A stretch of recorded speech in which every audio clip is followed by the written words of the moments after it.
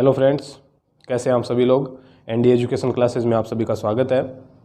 हम राजस्थान की भूगोल पढ़ रहे थे और इसमें हमने अभी लेटेस्ट राजस्थान की जलवायु टॉपिक कंप्लीट किया। पूरा राजस्थान की जलवायु में हमने सारा तीनों ऋतुएं राजस्थान की, उसके बाद मानसून की प्रक्रिया भी उसी में देखी और उसके बाद राजस्थान के जलवायु प्रदेशों का वर्गीकरण हमने देखा कोपेन के अनुसार और सामान्य वर्गीकरण। पूरा डिटेल से हमने पूरा का पूरा टॉपिक किया। आई होप आपने उसके क्वेश्चन अटेम्प्ट किए होंगे और सारे के सारे आपसे ठीक हो गए होंगे। ठीक है, नेक्स्ट अब राजस्थान के भूगोल के अंतर्गत ही हम आगे टॉपिक कंटिन्यू करते हैं, राजस्थान की मिट्टियाँ। ठीक है, वैसे ये कोई अलग से कोई विशेष बड़ा टॉपिक नहीं है, जलवायु के साथ में ही पढ़ा जाता है, तो इसे भी हम बस आज का एक ही लेक्चर में ये टॉपिक पूरा हो जाएगा अपना, राजस्थान में मिट्टियाँ। ठीक है, राजस्थान की मिट्टियों के बारे में अपना टॉपिक है। तो इसमें हमें क्या पढ़ना है? सबसे पहले तो मिट्टियों के अंतर्गत हमें मुख्य रूप से एक ही बात पढ़नी है, जो कि है मिट्टियों का वर्गीकरण, कि राजस्थान में मिट्टियाँ किस किस प्रकार से हैं, किस किस क्षेत्र में कौन से प्रकार की मिट्टियाँ पाई जाती है। दूसरा, किस किस आधार पर इनका वर्गीकरण किया गया है। बस इतना ही पढ़ना है। इसमें 3 प्रकार से हम इसका वर्गीकरण देखेंगे। सबसे पहले ये जो मैंने पहले से लिख रखा है बोर्ड पर, ये इसका सामान्य वर्गीकरण है मिट्टियों का। इसके बाद दूसरा हम देखेंगे जो कि वैज्ञानिक वर्गीकरण, और तीसरा जो राजस्थान के कृषि विभाग के द्वारा जो वर्गीकरण प्रस्तुत किया गया है वो। तो 3 प्रकार के हम मिट्टियों के वर्गीकरण देखेंगे हम राजस्थान की मिट्टियों में। कोई बहुत ज़्यादा कॉन्सेप्ट वाइज ये टॉपिक नहीं है, वैसे तो इसमें कॉन्सेप्ट होता है, लेकिन वो कॉन्सेप्ट हम कहाँ पढ़ते हैं कि यदि हम मान लीजिए ज्योग्राफी फर्स्ट ग्रेड की तैयारी कर रहे होते, या इंडियन ज्योग्राफी में भी थोड़ा बहुत इसका कॉन्सेप्ट वाइज टॉपिक रहता है, लेकिन राजस्थान ज्योग्राफी के संदर्भ में यदि हम बात करें तो बस हमें इतना ही पढ़ना है कि राजस्थान में किस स्थान पर कौन सी मिट्टी पाई जाती है। इसी प्रकार के बस क्वेश्चन आते हैं पीछे के एग्जाम्स में। कभी कभी एक क्वेश्चन आ जाता है, कभी आता है, तो बाकी बहुत इतना अदर टॉपिक्स के कंपैरिजन में इतना इंपॉर्टेंट ये टॉपिक नहीं है। ठीक है, तो इसको हम सिर्फ फैक्चुअल तौर पर ब्रीफली पढ़ेंगे। 3 प्रकार के वर्गीकरण मैं आपको बताऊंगा। छोटा सा टॉपिक है कि राजस्थान में मृदा की जो समस्या है उससे संबंधित होगा, जो मृदा अपरदन हमारे यहाँ होता है, और दूसरा सेम की समस्या, उसके बारे में बात करेंगे। ठीक है, तो ये राजस्थान की मिट्टियों का पहला वर्गीकरण है। मैंने आपको बताया इसमें हमें सिर्फ वर्गीकरण को ही पढ़ना है, सिर्फ इसमें वर्गीकरण को ही पढ़ना है। तो ये पहला वर्गीकरण है जो कि जिसे हम सामान्य वर्गीकरण बोल सकते हैं, कि सामान्यतः यदि हम देखें तो इस हिसाब से राजस्थान में मिट्टियों का वर्गीकरण मिलता है। तो सबसे पहले इसमें है रेतीली मिट्टी, दूसरा रेतीली भूरी मिट्टी, फिर लाल पीली मिट्टी, उसके बाद लाल लोमी मिट्टी, 5वें नंबर पर मध्यम काली मिट्टी, फिर मिश्रित लाल काली मिट्टी, लाल और काली दोनों का मिश्रण, फिर कछारी या जलोढ़ मिट्टी, जो जलोढ़ मिट्टी होती है नदियों के किनारे किनारे, उसके अलावा लवणीय मिट्टी। ये 8 प्रकार से हमने राजस्थान की मिट्टियों का सामान्य वर्गीकरण देखा। इसमें रेतीली मिट्टी को आगे 4 और उपवर्गों में विभाजित किया गया है, जिसमें सबसे पहले है रेतीली बालू मिट्टी, फिर लाल रेतीली, फिर पीली भूरी रेतीली मिट्टी, और ये खारी या लवणीय रेतीली मिट्टी। इनके बारे में हम पढ़ेंगे। ठीक है, सबसे पहले ये सामान्य वर्गीकरण है मिट्टियों का। तो अब एक एक को हम शुरुआत से लेकर के चलते हैं वर्गीकरण में, एक एक मिट्टी को, एक एक प्रकार की मिट्टियों को।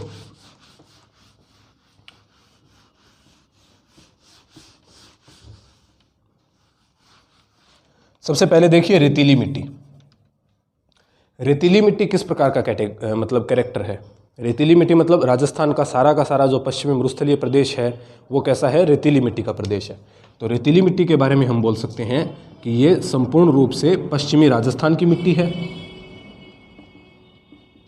और इसमें भी विशेष तौर पर यदि हम बात करें तो जो 25 सेमी से कम वर्षा वाला क्षेत्र है, जो मैंने आपको जलवायु में बताया था, 25 सेंटीमीटर से कम वर्षा वाला जो राजस्थान का क्षेत्र है, उस क्षेत्र की ये मिट्टी है, पश्चिमी राजस्थान की मिट्टी है। ठीक है, पश्चिमी राजस्थान में 25 सेंटीमीटर से कम वर्षा वाला क्षेत्र।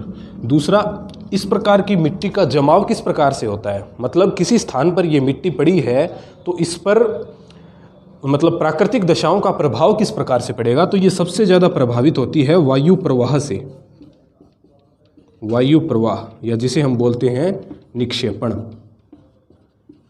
राजस्थान के भौतिक प्रदेश में भी मैंने आपको बताया था कि विशेष प्रकार के टीलों का निर्माण, यहाँ पर बालू का स्तूपों का निर्माण होता है, वायु के प्रवाह के, कोई वायु के प्रवाह के समानांतर या कोई वायु के प्रवाह के लंबवत, इस प्रकार से यहाँ पर बालू का स्तूपों का निर्माण होता है। तो यही प्रक्रिया इस मिट्टी में होती है, क्योंकि ये पूरी की पूरी एकदम राजस्थान के पश्चिमी भाग की मिट्टी है, तो वहाँ पर 25 सेंटीमीटर से कम वर्षा वाला क्षेत्र है, तो वायु प्रवाह के साथ साथ इस मिट्टी का आगे की ओर संरचना का निर्माण होता है, वायु प्रवाह के साथ, वायु निक्षेपण के साथ। ठीक है, और क्षेत्र इसका क्षेत्र इसका सारा का सारा पश्चिमी राजस्थान हो ही जाएगा। अब इसको हमने आगे 4 उपवर्गों में विभाजित किया है, जो मैंने यहाँ पे लिख रखे थे। उन 4 उपवर्गों को देखते हैं। देखिए वैसे तो इसमें कोई फ़र्क नहीं है, क्योंकि मैंने आपको बता दिया कि ये रेतीली मिट्टी है, मरुस्थलीय क्षेत्र की मिट्टी है, सारी की सारी पश्चिमी राजस्थान की। अब इसको 4 उपवर्गों में विभाजित क्यों करना पड़ा, ऐसा कोई विशेष अंतर इसमें नहीं आता है यदि हम ज़मीनी तौर पर देखें। लेकिन जो अपने राजस्थान का भूगोल नाम से जो ऑथेंटिक बुक आती है, एक हरिमोहन सक्सेना की राजस्थान हिंदी ग्रंथ अकादमी की बुक, उसमें इसका इस हिसाब से वर्गीकरण दे रखा था। तो मैं आपको वो इसीलिए बता रहा हूँ क्योंकि यदि कभी कोई एग्जामिनर इस टॉपिक में से क्वेश्चन बनाने लगा और डायरेक्ट किसी ऑथेंटिक बुक से क्वेश्चन बनाने की सोची, तो वहाँ से इस प्रकार के क्वेश्चन उठ सकते हैं। क्योंकि जो मैंने इसके 4 वर्गीकरण लिख रखे थे ना, उसमें सिर्फ इतना ही दिया हुआ है कि ये इस प्रकार का वर्गीकरण कौन से ज़िले में पाया जाता है। उनके आपको 2-4 जितने भी ज़िले हैं बस वो याद रखने हैं। तो क्वेश्चन कैसा बन सकता है कि जैसे अभी मैं आपको बताता हूँ, इस मिट्टी का पहला जो उपवर्ग हमने लिखा था, पहला प्रकार इसका लिखा था, वो लिखा था रेतीली बालू मिट्टी।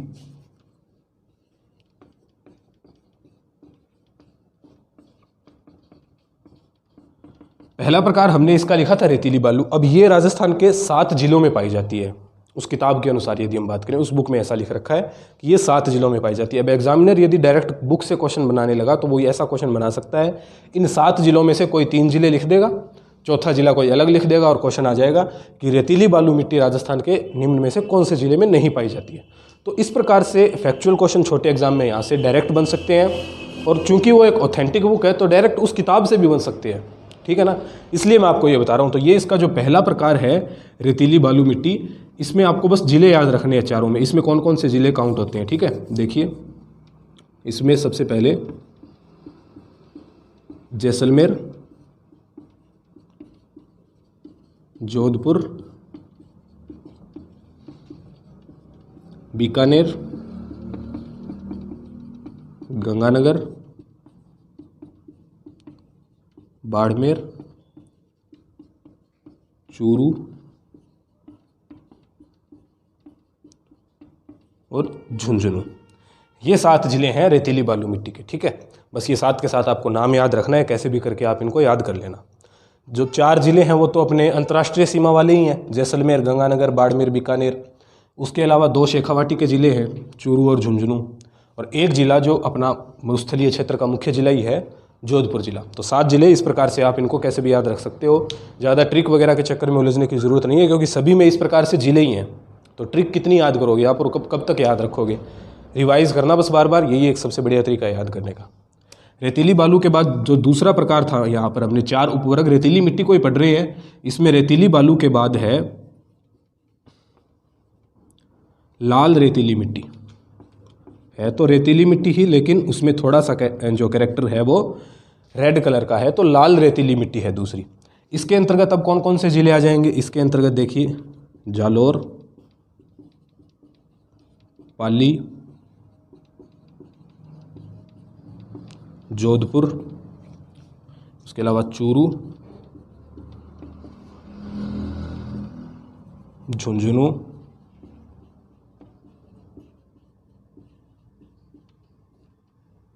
और एक नागौर। ये 6 ज़िले हैं लाल रेतीली मिट्टी के। बस आपको सारे के सारे फैक्ट हैं, आप साथ के साथ लिखते रहिए, याद कर लेना। बार बार रिवाइज करने से सारे के सारे आपको याद हो जाएंगे। 2 बता दिए मैंने लाल रेतीली, सबसे पहले रेतीली बालू, फिर लाल रेतीली मिट्टी। तीसरा इसमें है पीली भूरी रेतीली मिट्टी। पीली भूरी रेतीली मिट्टी है जो राजस्थान के यहाँ पर 2 जिलों में, नागौर और पाली। ठीक है, कुछ भी इसमें समझने वाला नहीं है, सारा का सारा फैक्ट है, बस याद करना है। पीली भूरी रेतीली के बाद चौथी जो है खारी या लवणीय रेतीली मिट्टी। खारी या लवणीय रेतीली मिट्टी की बात करूं तो ये अपने मिलेगी आपको जोधपुर, जैसलमेर, बाड़मेर, सॉरी जोधपुर इसमें नहीं है, इसमें है बीकानेर, जैसलमेर, बाड़मेर और नागौर। इन जिलों के भी निम्न भूमि क्षेत्रों में निम्न भूमि क्षेत्र या जैसे कोई गर्त हो, जैसे कोई तालाब हो और वो समय के साथ सूख गया हो तो वो निम्न भूमि क्षेत्र हो गया। तो उस क्षेत्र की जो मिट्टी है वो इन जिलों में मुख्यतः किस प्रकार की होती है? लवणीय युक्त मिट्टी होती है, खारी मिट्टी होती है रेतीली मिट्टी है। तो ये रेतीली मिट्टी के 4 उपवर्ग यहाँ पर बना रखे थे जिनको हमने देखा। अब नेक्स्ट दूसरा इसका प्रकार लेते हैं हम, जो यहाँ पर मुख्य प्रकार है रेतीली मिट्टी के बाद, रेतीली भूरी मिट्टी।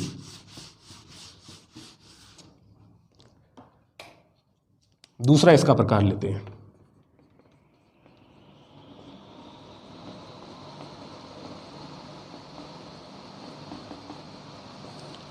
रेतीली भूरी मिट्टी। रेतीली भूरी मिट्टी में किस प्रकार का कैरेक्टर है कि ये एक तो अरावली के पश्चिम में पाई जाती है, जो अपना अर्धशुष्क मरुस्थल वाला क्षेत्र है। देखिए टॉपिक सारा का सारा वही चल रहा है जो सबसे पहले हमने एक मैप बनाया था कॉमन, लास्ट तक अभी तक भी वही एक मैप चल रहा है। क्योंकि देखिए सबसे पहले 25 सेंटीमीटर से कम वर्षा वाला क्षेत्र, वहाँ पर हमने रेतीली मिट्टी देखी। फिर यदि अरावली के पश्चिम में और 25 के बाद का क्षेत्र देखें तो अभी तक हम उसे अर्धशुष्क मरुस्थल बोलते हुए आए हैं। और यहाँ पर भी वही कैरेक्टर है कि रेतीली भूरी मिट्टी इस क्षेत्र में पाई जाती है। तो ये अरावली के पश्चिम वाले क्षेत्र में पाई जाती है। दूसरा, इस मिट्टी में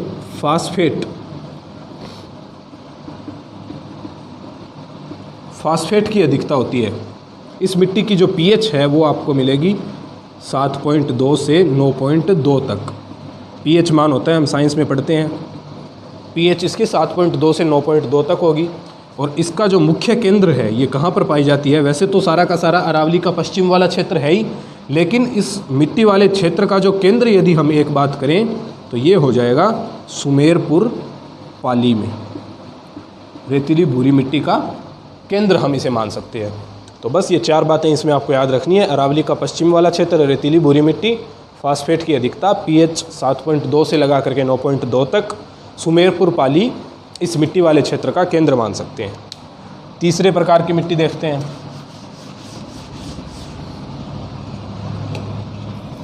तीसरे प्रकार में यदि हम बात करें तो तीसरा प्रकार इस मिट्टी में हो जाएगा लाल पीली मिट्टी। लाल पीली मिट्टी, ये देखिए किस प्रकार का कैरेक्टर है, लाल पीली। अब इसका लाल पीला रंग किस कारण से होता है? लौह ऑक्साइड की अधिकता के कारण। इस मिट्टी में लौह ऑक्साइड पाया जाता है, इस कारण से इसका रंग लाल पीला होता है। दूसरा, इसकी पीएच मान होता है 5.5 से लगा करके 8.5 तक। ठीक है, पीएच वैल्यू इसकी 5.5 से 8.5 तक, लौह ऑक्साइड के कारण इसका रंग लाल पीला होता है। और ये राजस्थान के मुख्य अजमेर, भीलवाड़ा, सवाई माधोपुर और सिरोही, इन जिलों में इस मिट्टी का विस्तार देखने को मिलता है। तो ये हुई अपनी लाल पीली मिट्टी। चौथे प्रकार की हम देखते हैं लाल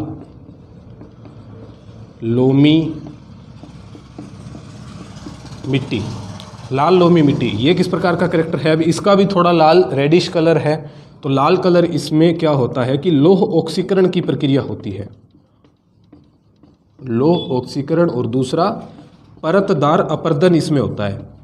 मृदा अपर्दन में हम पढ़ते हैं कि जो मिट्टी का अपर्दन है वो किस प्रकार से हो रहा है। एक तो जैसे चंबल नदी वाला क्षेत्र है वहाँ अवनालिका अपर्दन होता है। दूसरा, यदि पहाड़ी का ढाल हो, जैसे ये मान लीजिए कोई पहाड़ी है और इसके ढाल से इस प्रकार से नदी प्रवाहित हो रही है, तो वो नदी क्या करेगी, समय के साथ साथ जैसे जैसे लगातार बहती जाएगी तो अपने साथ साथ ऐसे परतों के रूप में, अलग अलग परत के रूप में मिट्टी का अपर्दन करती हुई चलेगी। तो वो अपर्दन कहलाता है परतदार अपर्दन। तो ये लाल लोमी जो मिट्टी है ये परतदार अपर्दन के फलस्वरूप डेवलप होती है। लो ऑक्सीकरण इसमें होता है, इस कारण से इसका रेडिश कलर होता है। दूसरा, परतदार अपर्दन इसमें होता है। ये राजस्थान के कुछ कौन से क्षेत्र में पाई जाती है? तो मुख्य जिले इसके हैं उदयपुर, डूंगरपुर, बांसवाड़ा, प्रतापगढ़ और चित्तौड़गढ़। ये इसके मुख्य जिले हैं। ये हुई लाल लोमी मिट्टी। नेक्स्ट देखते हैं अगला प्रकार मिट्टी में पांचवा, लाल लोमी के बाद मध्यम काली मिट्टी। मध्यम काली मिट्टी, हल्का सा ब्लैक कलर इस मिट्टी का होता है। इसमें किस प्रकार के कैरेक्टर हैं, ये कहाँ पाई जाती है, या सबसे पहले कैसे बनती है? तो जो लावा पठार होता है, लावा पठार के बेसाल्ट चट्टानों के, लावा पठार की बेसाल्ट चट्टानों के विखंडन से इस मिट्टी का निर्माण होता है। देखिए अपना दक्षिणी पूर्वी पठारी क्षेत्र, हाड़ौती का पठार जिसे हम बोलते हैं, कोटा, बूंदी, झालावाड़, बारांवाला क्षेत्र, राजस्थान का दक्षिणी पूर्वी क्षेत्र, वो सारा का सारा पठारी क्षेत्र है। पठार का निर्माण किस प्रकार से होता है? अपने राजस्थान वाले पठार का निर्माण किस प्रकार से हुआ है कि दरारी ज्वालामुखी उद्गार होता है। ज्वालामुखी में हम फिजिकल ज्योग्राफी में कभी पढ़ेंगे कि जो एक दरारी उद्गार होता है ज्वालामुखी का, उसमें क्या होता है कि दरार से लावा बाहर निकलता है और धरातल पर ऐसे फैल जाता है सारा का सारा। यहाँ से लावा निकलेगा और सारा का सारा ऐसे फैल जाएगा। तो उस लावा में क्या होता है कि समय के साथ जब वो लावा सारा का सारा फैल गया तो वो लावा समय के साथ ठंडा होने पर क्या बना देगा? पठार का निर्माण कर देगा। ठीक है, तो इस पठार में अब क्या होता है कि जब ये पठार में बेसाल्ट चट्टानें होती है, ये पठार किस प्रकार का होगा? बेसाल्ट चट्टानों का होगा। ये बेसाल्ट चट्टानें जब समय के साथ साथ पानी के द्वारा, नदियों के द्वारा अपर्दित कर दी जाएंगी तो यहाँ से जो मिट्टी बनेगी वो किस प्रकार की होगी? काले रंग की मिट्टी होगी, हल्की काली, मध्यम काली मिट्टी होगी। ठीक है, तो इस मध्यम काली मिट्टी का निर्माण किस प्रकार से होता है? लावा पठार की बेसाल्ट चट्टानों के विखंडन से। ये मिट्टी इंपॉर्टेंट है, यहाँ से क्वेश्चन आते हैं कई बार। ठीक है, इसमें का इंपॉर्टेंट फैक्ट है कहीं, लावा पठार की बेसाल्ट चट्टानों के विखंडन से इसका निर्माण होता है। अब बेसाल्ट चट्टानों से इसका निर्माण होने के कारण इसमें एक तो कैल्शियम और पोटाश ये पर्याप्त मात्रा में पाए जाते हैं। ये भी याद रखना इंपॉर्टेंट फैक्ट है। Ca मतलब कैल्शियम, कैल्शियम और पोटाश इसमें पर्याप्त मात्रा में पाए जाते हैं। दूसरा, कैल्शियम और पोटाश होने के कारण इसमें जैविक तत्वों की कमी होती है, जैसे कि फास्फेट। हमने अरावली वाले क्षेत्र में जो मिट्टी लिखी थी, अरावली के पश्चिम में जो रेतीली भूरी मिट्टी लिखी थी, उसमें लिखा था कि इसमें फास्फेट पर्याप्त मात्रा में पाए जाते हैं। तो ये आप देखिए उसके ठीक ऑपोजिट कैरेक्टर है, क्योंकि वो थी मरुस्थलीय मिट्टी और ये है पठारी मिट्टी। ठीक है, तो इसमें उसमें फास्फेट काफ़ी पर्याप्त मात्रा में मिल रहे थे, यहाँ पर फास्फेट नहीं मिलेंगे। इस प्रकार से आप इनको याद रख सकते हो। तो इसमें एक तो फास्फेट नहीं पाया जाता और नाइट्रोजन, फास्फेट और नाइट्रोजन जैसे जैविक तत्वों की इसमें कमी होती है। तो इनकी कमी होने के कारण क्या होगा?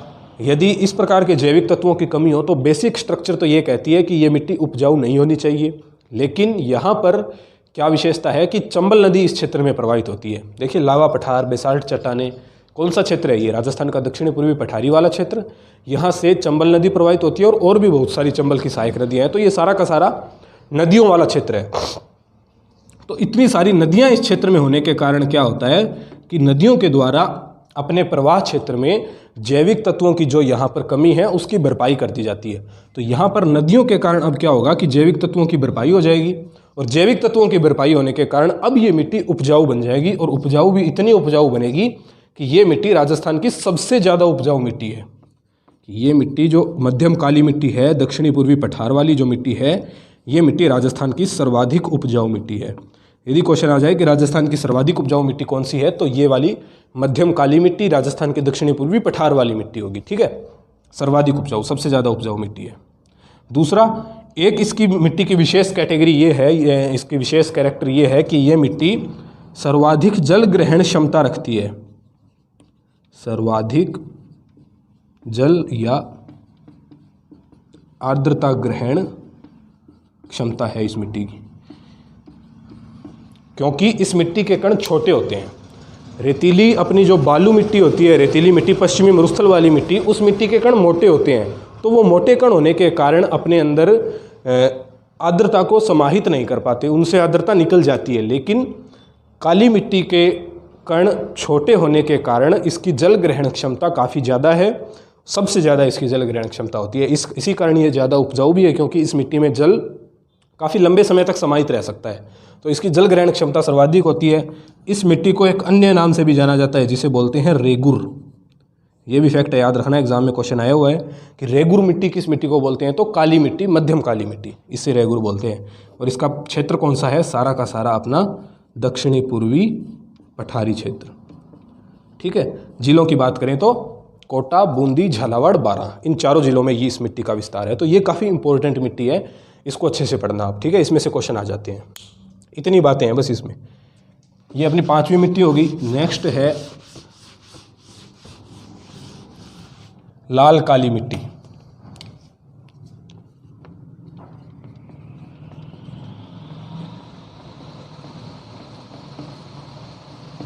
देखिए, अभी हमने काली मिट्टी पढ़ी, उससे पहले हमने दो प्रकार की लाल मिट्टी पढ़ी, एक लाल पीली और दूसरा लाल लोमी मिट्टी।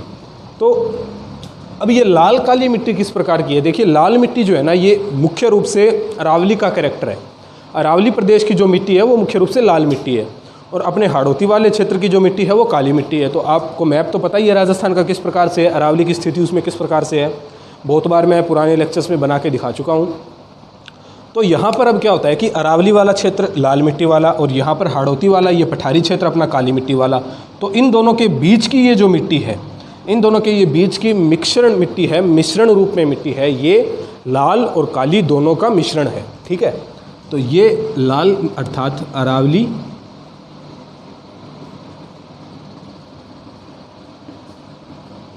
अरावली की लाल मिट्टी, और काली मतलब पठार, दक्षिणी पूर्वी पठार की काली मिट्टी का मिश्रण है। तो इन दोनों का मिश्रण होने के कारण इसका क्षेत्र भी इन दोनों के बीच का ही होगा। तो इसके लिए मुख्य जिले आप लिख लीजिए, चित्तौड़गढ़, डूंगरपुर और बांसवाड़ा। अरावली और पठार के बीच के जिले हैं मुख्य जिले, लाल काली मिट्टी के मुख्य जिले चित्तौड़गढ़, डूंगरपुर, बांसवाड़ा। ठीक है, नेक्स्ट देखते हैं अपने लाल काली मिट्टी के बाद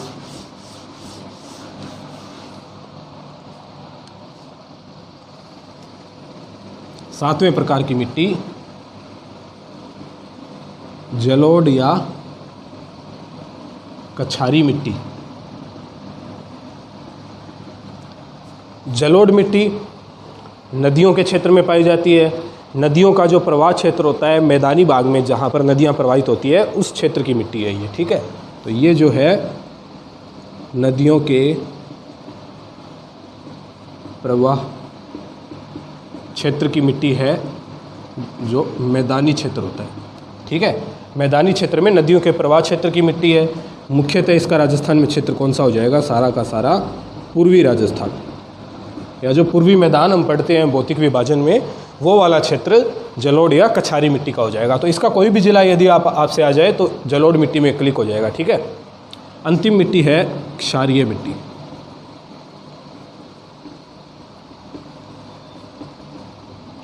क्षारीय मिट्टी का कैरेक्टर किस प्रकार से है कि जो क्षारीय मिट्टी है ये अधिक सिंचाई के कारण मिट्टी का क्षारीय हो जाती है। जो सेम की समस्या मैंने आपको बताई थी वही कैरेक्टर है ये, कि यदि किसी स्थान पर लंबे समय तक काफ़ी ज़्यादा सिंचाई की जाए, पानी की अधिकता हो, तो उस क्षेत्र में ये मिट्टी डेवलप होती है। मिट्टी में जो अंदर जो भूमिगत लवण होते हैं वो केशिकाकर्षण क्रिया के द्वारा ज़मीन पर आ जाते हैं, ऊपर सतह पर आ जाते हैं। तो ऊपर सतह पर आने के कारण क्या होगा कि ऊपर की मिट्टी को वो क्या कर देंगे, लवणता युक्त कर देंगे, क्षारीय मिट्टी हो जाएगी वो। अब अधिक सिंचाई के कारण ये डेवलप होती है, लवण इसमें काफ़ी ज़्यादा होते हैं, तो ये अनुपजाऊ होती है, सारी की सारी उपजाऊ मिट्टी नहीं है, बिल्कुल भी अनुपजाऊ मिट्टी है। और इसका इलाज किस प्रकार से किया जाता है, जिप्सम का प्रयोग करके। ठीक है, क्षारीय मिट्टी है, अधिक सिंचाई के कारण विकसित होती है, अनुपजाऊ मिट्टी है। राजस्थान के कौन से भाग में पाई जाती है, तो उत्तरी राजस्थान, उत्तरी राजस्थान जिसमें गंगानगर और हनुमानगढ़।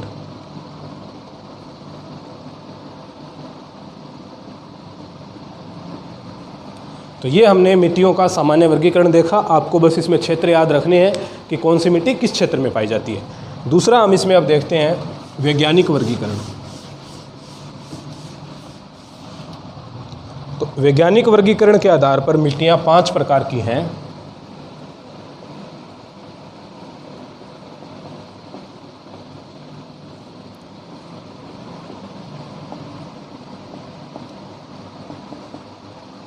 मिट्टियों का वैज्ञानिक वर्गीकरण। सबसे पहले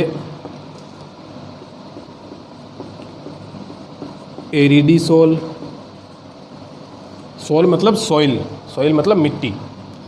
दूसरा प्रकार है एंटीसोल, तीसरा है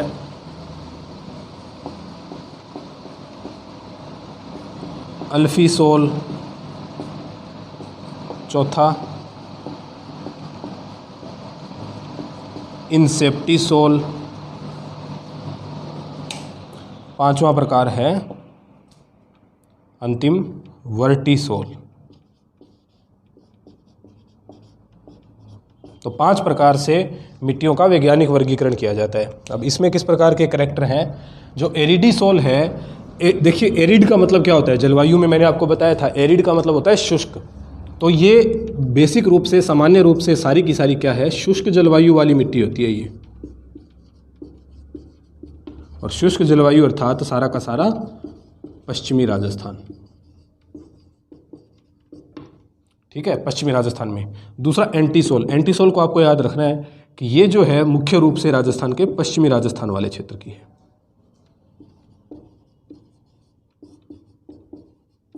अब देखिए आप, जो एरिडीसोल है ये तो एक कैरेक्टर है मिट्टी का, जो शुष्क जलवायु का, कहीं भी शुष्क जलवायु का क्षेत्र हो, चाहे वो गर्म हो या ठंडा हो, कहीं भी शुष्क जलवायु का क्षेत्र हो तो वहाँ पर एरिडीसोल मिट्टी का प्रकार पाया जाता है। लेकिन इसमें भी यदि हम पश्चिमी राजस्थान में देखें तो मिट्टी का कौन सा प्रकार मिलेगा? हमें एंटीसोल देखने को मिलेगा। तो यदि क्वेश्चन आए कि पश्चिमी राजस्थान में किस प्रकार की मिट्टी पाई जाती है, वैज्ञानिक वर्गीकरण, ये इंपॉर्टेंट है वैज्ञानिक वर्गीकरण, इस पर भी क्वेश्चन आए हुए हैं कई बार। तो यदि क्वेश्चन आए कि पश्चिमी राजस्थान में वैज्ञानिक वर्गीकरण के अनुसार किस प्रकार की मिट्टी पाई जाती है, तो आंसर एंटीसोल होगा, एरिडीसोल नहीं होगा। भाई एरिडीसोल तो एक जनरल मतलब इसका वर्गीकरण है, ठीक है। मुख्य मिट्टी इसमें एंटीसोल प्रकार की पाई जाती है पश्चिमी राजस्थान में। और इस मिट्टी की विशेषता यहाँ पर क्या है कि इसमें मृदा परिच्छेदिका का अभाव होता है। अब मृदा परिच्छेदिका क्या होता है ये अपने पढ़ने की बात नहीं है, क्योंकि यदि आप फिर वही बात ज्योग्राफी फर्स्ट ग्रेड की तैयारी करते होते तब मैं आपको बताता। मृदा परिच्छेदिका, मृदा का जिस क्रम से निर्माण होता है, मृदा निर्माण की एक प्रक्रिया होती है जिसमें अलग अलग संस्तर होते हैं, डी संस्तर, सी, बी, ए, इस प्रकार से अलग अलग इसमें लेवल चलते हैं, संस्तर जिसे हम बोलते हैं। तो उसमें ये उसे बोलते हैं मृदा परिच्छेदिका, ठीक है। तो इसका इसमें अभाव पाया जाता है वैज्ञानिक रूप से। बस आप याद रखना, मृदा परिच्छेदिका का अभाव होता है किसमें? एंटीसोल मिट्टी में, मरुस्थलीय मिट्टी में। तीसरा है अल्फीसोल। अल्फीसोल जो है ये पूर्वी राजस्थान की मिट्टी है, पूर्वी मैदानी क्षेत्र की। दूसरा, इसमें क्या होता है? परतदार अपर्दन होता है, पहले ही आपको बताया था, परतदार अपर्दन होगा इसमें। इसके अलावा अल्फीसोल में परतदार अपर्दन होने के कारण नदियों के द्वारा परतदार अपर्दन यहाँ पर किया जाएगा। पानी की भी अधिकता है, नदी काफ़ी ज़्यादा है, तो ये नमी होती है, इसमें काफ़ी ज़्यादा नमी होती है, नमी युक्त मिट्टी है। दूसरा, इसमें चूने की मात्रा भी अधिक होती है, चूना प्रधान मिट्टी है ये, ठीक है। ये इस मिट्टी की विशेषता हुई। इसके अलावा नेक्स्ट है इंसेप्टिसोल। इंसेप्टिसोल ये है अरावली के ढालों पर पाई जाने वाली,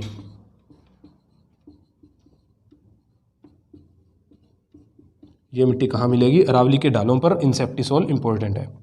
अगला लास्ट है वर्टिसोल। वर्टिसोल होगी दक्षिणी पूर्वी पठारी, अर्थात ये किस प्रकार की मिट्टी है? काली मिट्टी है।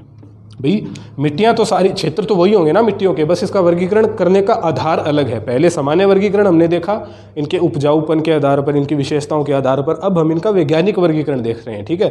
तो वैज्ञानिक वर्गीकरण में दक्षिणी पूर्वी पठार की मिट्टी कौन सी हो जाएगी? वर्टिसोल। ये भी इंपॉर्टेंट है, पूछ लिया जाता है, सारे के सारे इंपॉर्टेंट है, इसमें क्षेत्र याद रखने हैं। ये होगी पश्चिमी राजस्थान की, ये मैदान की, ये अरावली की, और वर्टिसोल जो है दक्षिणी पूर्वी पठारी क्षेत्र की। इसमें मृतिका की मात्रा सर्वाधिक होती है। मृतिका अर्थात क्ले जिसे बोलते हैं, CLAY, क्ले। क्ले की मात्रा सर्वाधिक होती है वर्टिसोल मिट्टी में, दक्षिणी पूर्वी पठार। बस इनका क्षेत्र आपको याद रखना है, ठीक है। ये हुआ इसका वैज्ञानिक वर्गीकरण। नेक्स्ट अब देखते हैं जो कृषि विभाग के द्वारा इनका वर्गीकरण प्रस्तुत किया गया है।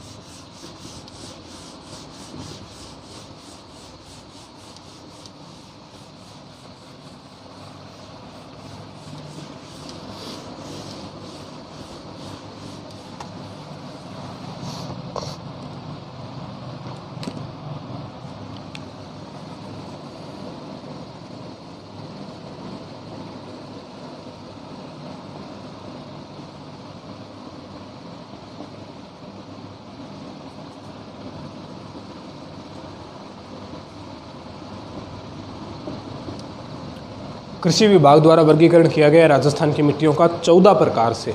सारे के सारे प्रकार मैं यहाँ पर लिख रहा हूँ, कौन सी मिट्टी कौन से क्षेत्र में पाई जाती है उनके क्षेत्र यहाँ पर लिख रहा हूँ, ठीक है। आप साथ के साथ नोट करते जाइए बस।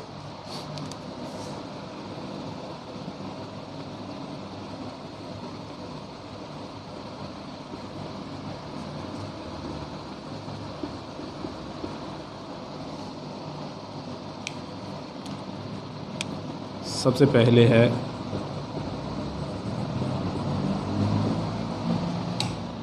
साई रोजेक्स। ये मिट्टी पाई जाती है श्री गंगानगर में। दूसरा रेवेरिना, ये भी गंगानगर में। तीसरा जिप्सी फेरस, ये पाई जाती है बीकानेर में। चौथा है ग्रे ब्राउन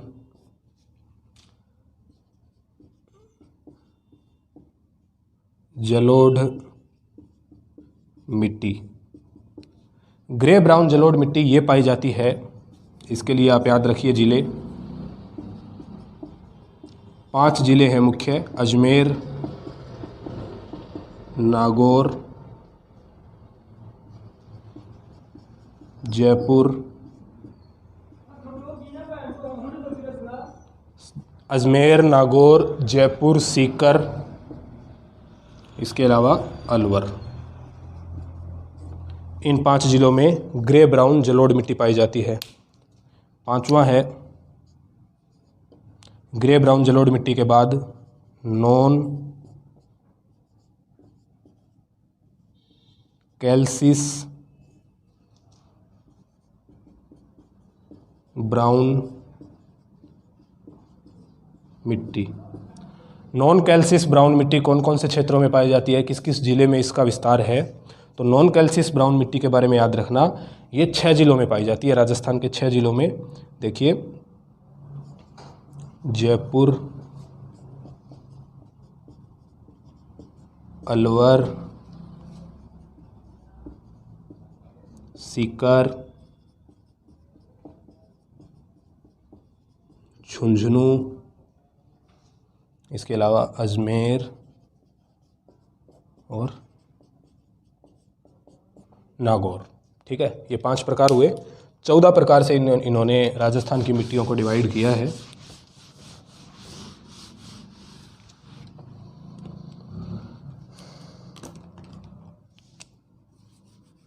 छठा प्रकार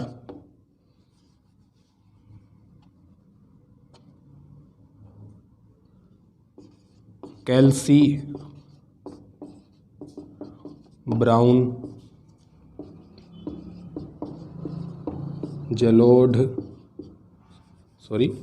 कैल्सी ब्राउन मरुस्थलीय मृदा।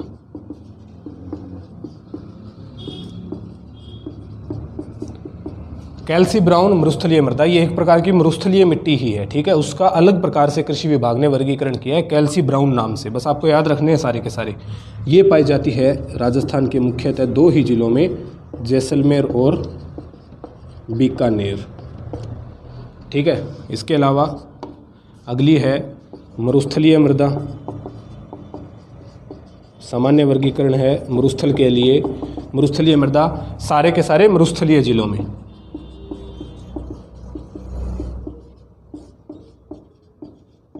ठीक है, मरुस्थलीय जिले जितने भी हम 11-12 जिले पढ़ते हैं वो सारे इसमें आ जाएंगे मरुस्थलीय मिट्टी में। 8वीं है पर्वतीय मृदा। पर्वतीय मृदा के लिए जिले आ जाएंगे उदयपुर और कोटा। नेक्स्ट है मरुस्थलीय मृदा, पर्वतीय मृदा, इसके बाद पीली भूरी मृदा। पीली भूरी मृदा ये पाई जाती है राजस्थान के मुख्य 6 जिलों में। देखिए, उदयपुर,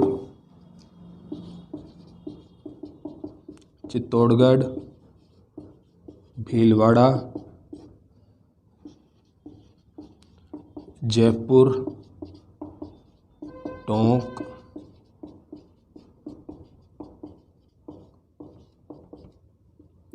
सवाई माधोपुर। इन 6 जिलों में पीली भूरी मृदा पाई जाती है। 9 प्रकार हो गए। इसके बाद है नेक्स्ट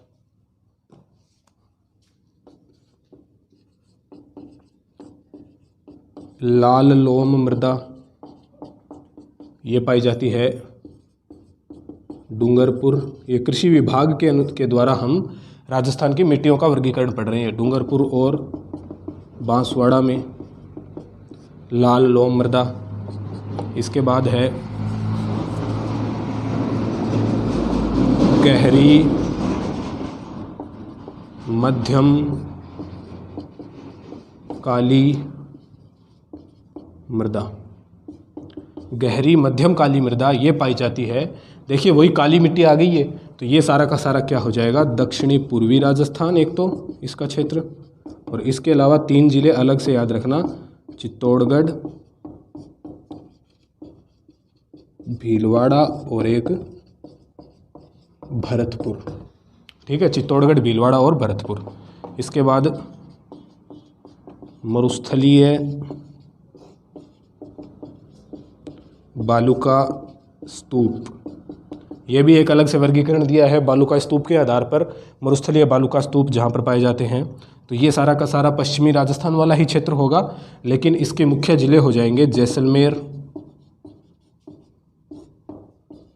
बीकानेर, बाड़मेर और जोधपुर। ठीक है, 2 प्रकार हो रह गए।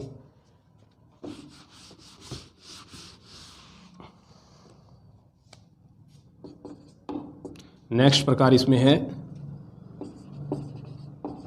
नवीन भूरी मिट्टी।